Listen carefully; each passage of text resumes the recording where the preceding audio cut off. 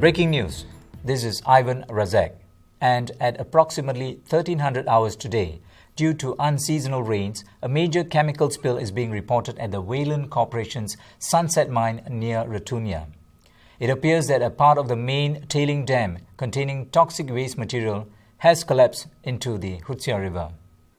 Heavily contaminated with cyanide and arsenic, the collapse has released an estimated 100,000 cubic meters of wastewater.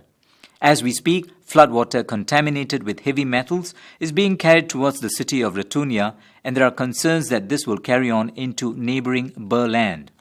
With cyanide concentration likely to be in excess of 100 times the safe limit for consumption, the cyanide pollution of the Hutsia River is not only significantly ecologically damaging, but is a severe threat to the health and well-being of those living in the region. Reports from the area indicate there has been extensive damage to the river's ecosystem and its fauna. An estimated 80 to 100% of fish stock will be contaminated, and further downstream, it will also significantly impact the government-supported tilapia aquaculture program. With the region's rice crops presently relying on irrigation from the Hutsia River and the high likelihood of irrigated areas being exposed to heavy metal and arsenic contamination as well as infiltration of cyanide-contaminated floodwaters, rice farming is at serious risk. We're on the phone with Lodi Cooper of the Global Land Environmental Agency. Thank you for joining us, Mr. Cooper. Can you confirm that this accident is the worst-case scenario for the region's rivers? Yes, I believe that is correct. Our research has found levels of cyanide 4 times higher than first reported by Wayland Corporation. At this time, the contaminated material is moving towards Ratunia and is expected to arrive at 1500 hours. How many people are likely to be directly affected?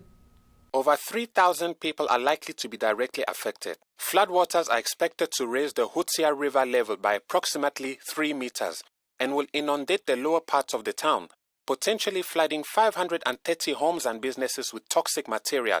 When is the flood expected to reach the aquaculture farms east of Ratunia?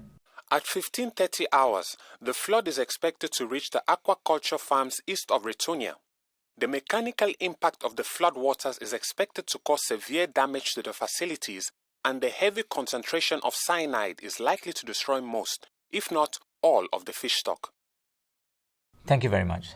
That was Lodi Cooper with the Global Land Environmental Agency. It is predicted that by tomorrow, the toxic floodwaters are expected to reach the border of Burland. There are concerns that the material released by the disaster will contaminate the environment for a prolonged number of years.